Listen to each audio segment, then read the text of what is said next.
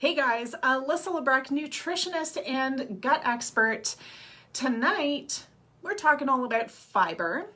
And I gotta tell you guys a story. When I was trying to fix my gut, everywhere I went, people kept telling me to just eat more fiber. And I thought I was going to die.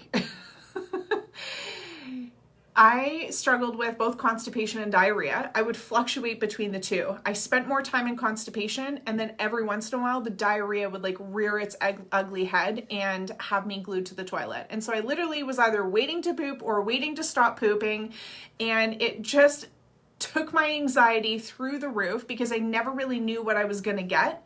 And of course, the diarrhea always had to hit at the most inconvenient time.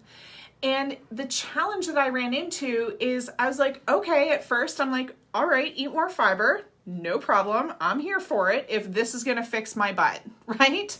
So I started eating more fiber and it bunged me up even more. It made me worse.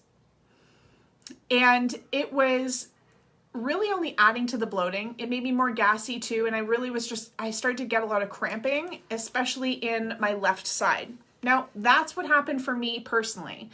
I don't know what's happened for you when you're adding in fiber, but from the feedback that I'm seeing inside of our free Facebook group, the Love Your Guts IBS support group, by the way, if you're not in it, come on in, is that every time they go to the doctor, they get the same recommendation, eat more fiber, and they're not really finding that it's helping. And in a lot of cases, it's making them feel worse.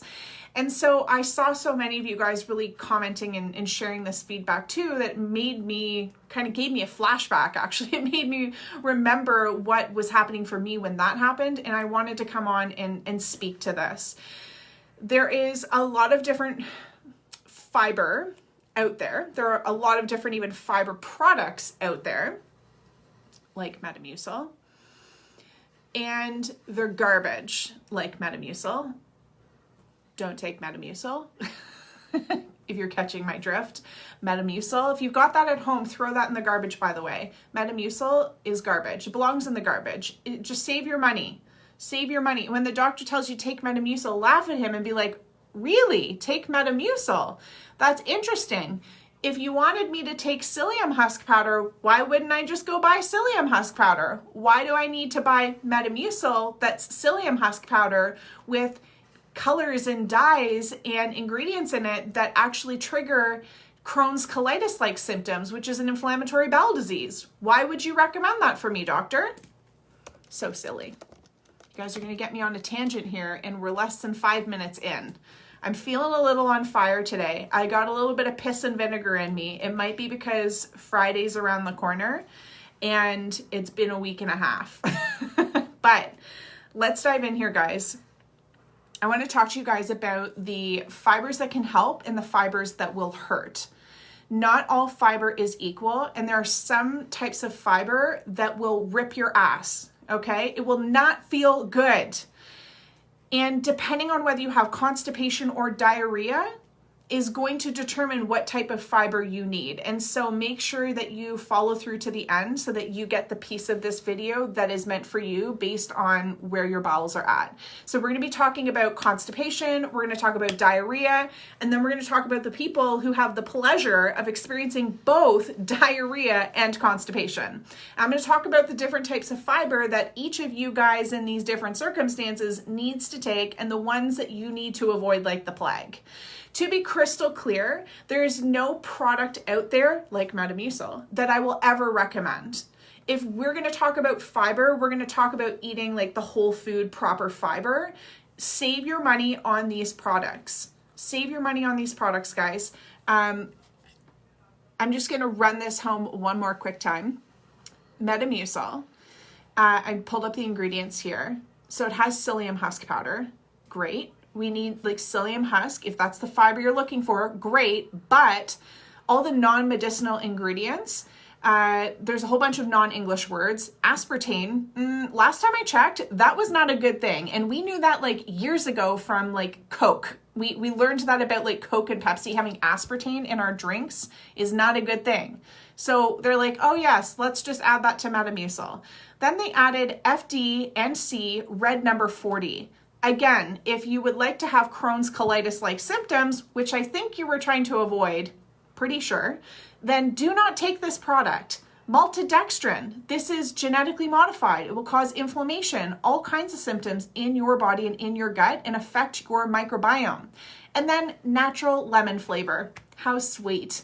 Natural flavors is basically a term for chemical shitstorm. There can be up to 100 different chemicals under the term natural flavor. Throw that shit in the garbage. Moving right along, let's talk about real fiber. If you're struggling with constipation, then I want you to focus on insoluble fiber. Your sponge. Think of your kitchen sponge. You know what I'm talking about. It's the roughage, the scratchy side. This is the stuff that gets the shit off of your dishes, and that's what it's going to do inside your colon. So insoluble fiber is that roughage that helps to clean the intestinal lining. If you're constipated, that's what needs to happen. We need to clean that shit out. So insoluble fiber, I don't want you to stress about figuring out what's insoluble, what's soluble. The thing you have to know is foods in general tend to have a bit of both soluble and insoluble fiber in them. So let's keep it super simple. If you've got constipation, the type of fiber that you want to stick to is ground flaxseed. Now, promise me one thing. Promise me you're not going to go to the store and buy whole flax seeds. Has anyone ever had bread? They're like, I'm going to buy the healthiest 12 grain bread and it has these beautiful little flax seeds sprinkled on top and you poop them out whole. You pooped them out whole, right? Or who here, this has happened to someone, don't leave me hanging here, who here has eaten the whole flax seeds? They go to wipe their butt and they look at the toilet paper and there she be. There's that whole flax seed sitting there mixed in with all your poop. It's happened to you guys before. I know it has. You guys might not be confident enough to tell me this on Facebook Live, but I see you guys. It's happened to me too. Ground flaxseed. You need to make sure that it's ground because we cannot break down whole flax. You will poop it right out. You want to make sure it's ground so that it helps to roughage, clean out your intestines. I really don't care how you eat it. Make sure you're getting a tablespoon of it every single day. You can mix it in some applesauce, throw it in a smoothie, sprinkle it on your rice, vegetables, whatever you're doing. Mix it in some water if you want to take it like a champ, but make sure you're getting a tablespoon of ground flaxseed per day if you've got constipation. Okay, next up, if you've got diarrhea, you want to be sticking to soluble fiber, right? Think about your kitchen sponge again. This little guy, he's going to absorb all of the water, help to absorb the water so that you can bulk and form your poops. If things are flushing right through, you have got the Waterworks gravy textured, oatmeal textured type poops, and you've got urgency, then you, my friend, need soluble fiber. So you need some bulking action. Not so much the roughage, unless you want it to rip your butt. Don't do that. Stay away from that kind of fiber. Stick to the soluble. So soluble type of fiber, a fiber that helps to bulk and absorb water to help create and form your poop would be something like psyllium husk powder. Now, wait a second. Psyllium husk powder for diarrhea? But my doctor told me to take psyllium husk powder and I've got constipation. That's what you guys are thinking right now, right? You guys that have constipation, you're watching this at home, you're like, wait a second, I shouldn't take psyllium husk powder if I've got constipation. That is correct. Why? It's bulking. It helps to absorb water to bulk and form a poop. So if you've got constipation, don't do the psyllium. Don't do the psyllium, guys. Blows my fucking mind how many times I see doctors and practitioners giving psyllium husk to people who are constipated. It's too bulking. You're not going to shit for a week. Okay? So make sure, constipation people, what are we looking for? We're looking for roughage. We're looking for ground flaxseed, insoluble fiber. Back to the diarrhea people, you guys are looking for soluble fiber, which is going to help to bulk and form your poop. So psyllium husk powder. You can buy just straight psyllium husk too, guys, but I personally prefer the powder. I find it to be more effective. It's basically psyllium husk that's just been ground up into a powder and a little bit better at bulking and forming. So I often get asked this, where do you buy this, Alyssa? You can get this at your local health food store. If your local health food store even carries, like has a bulk section, you'll typically find psyllium husk powder in bulk. Ground flaxseed is usually in the grocery department of your health food store. And often, guys, in grocery stores now, we're seeing a lot of health food sections, and Bob's Red Mill is one brand that you will find like ground flaxseed all over the place. That's a really good brand to look for. Okay, psyllium husk powder. Mindy's asking, do you mix it with food? Great question. Same as the ground flaxseed. Doesn't really matter how you get it in. You can mix it with applesauce. You can sprinkle it on your food, stick it in a smoothie. Psyllium husk works a lot better in just water. Flaxseed, little texture-y. Not as good. Psyllium husk powder, though, you just mix it in a bit of water, like a quarter cup for those Canadians, measuring in cups. For the Americans, measuring in ounces. Let me do my math for a second. I think that's about 6 ounces, I think, ish. Around 6 ounces, 4 to 6 ounces of water. Put your psyllium husk powder in it, stir it up real quick, and gulp it back. If you let that sit on your counter too long, it will start to absorb the water and gelatinize, and you will end up with a jelly psyllium husk egg in your cup. So drink it back so that it has the bulking action in your intestines and not in your glass.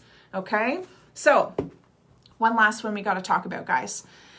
If you have both diarrhea and constipation, the thing with diarrhea and constipation, the fluctuating, is that this is more often than not an issue of constipation, not so much diarrhea. Now, I know that if you're struggling with diarrhea, it really is like it doesn't feel fun. It's not an enjoyable thing. So hearing me say that's not the problem, it's not a big deal, I'm not trying to demean your experience. Okay, what I'm saying is the issue is the constipation. That's what's causing the diarrhea. Let me explain.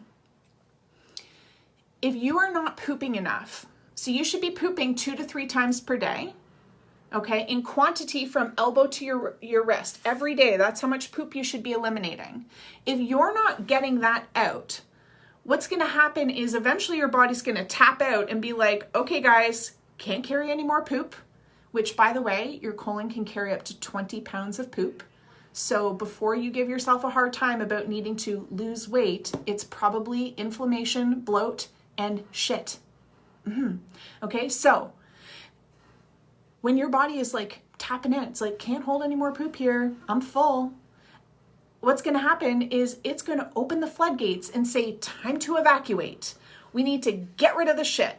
And so your body will go into a purge and you will end up with diarrhea. Okay, most people experience this. It'll be like a day or two, might even be just like a morning of like intense, miserable, glued to the toilet, like this sucks, my life sucks kind of moment. And you will flush out your system and then you're right back to constipation. Fix the constipation, diarrhea goes away every time. Okay, so for those that fluctuate between both, I'd rather you focus on the constipation end of things and focus on the roughage to help get things consistently cleaned out and cleared out. So ground flaxseed, right? Instead of too much bulking. You don't need any more bulking because most of the time you're in constipation. If you bulk up even more, you're going to get more diarrhea, right? And even more constipation because that's just what's going to happen, right? You're not eliminating enough. You're going to get bunged up even more, and then you're going to have to purge even more. Diarrhea. So focus on the roughage, ground flaxseed. And in some cases, I find it can be effective to add in your soluble fiber, just a small amount of psyllium husk powder, just to help bulk and form those odd times where things go a little loose on you. So about 1 tablespoon of ground flaxseed, and then keep it to about 1/4 teaspoon of psyllium husk powder. Combine these two together. Again, mix once a day. So I'm seeing here, I think it was Mindy. might have been, yeah, Mindy. So if you're listening in for, I can't remember which one we were on, but once a day for these fibers, add them in once a day. So once a day, add it in water, add it in applesauce smoothies, toss it on your sweet potato, rice, vegetables, whatever you need to do, get it into you, okay? Very easy to do, and this will help to stabilize your bowels, guys. Okay, Laura's asking, how do you store the ground flax after you open the package? Fridge, pantry? Great question. So glad you asked that, because I was gonna forget, and that was something I wanted to hit on. So, ideally, I store mine in the freezer, okay? Because when you start to grind up these seeds, we'll call it, so flax seeds and then the psyllium husk, flax especially, you're actually exposing the oils. And so what's ideal is we want to preserve them so that they don't go rancid. In a perfect world, I'd actually recommend that you buy whole flaxseed and grind your own, but that's just a pain in the ass. So buy the ground flaxseed, store it in the freezer. That's what I do. Okay, Cindy, great question. Is chia seeds good? It is good. It's a little bit of both psyllium, no, not both psyllium, both soluble and insoluble fiber. I just don't find it effective enough though to really help in either area, whether you're constipated or whether you have diarrhea. I just find it doesn't typically deliver results, especially the results that you're looking for, or pack a punch like a psyllium does with diarrhea or a flaxseed does with constipation. So treat it as a bonus, but not my go-to. Patricia, great question. I have diverticulitis. Can I take flaxseed? It's really difficult for me to say without knowing what's going on in your individual gut. But one thing that you need to understand in general, guys, with diverticulitis is that fiber is not the devil. And a lot of the times doctors are telling you, don't eat seeds, don't eat fiber, you're gonna die, it's gonna give you gonna flare you up, and oh my God, tell them to cool their jets. One of the reasons why diverticulitis happens is inflammation.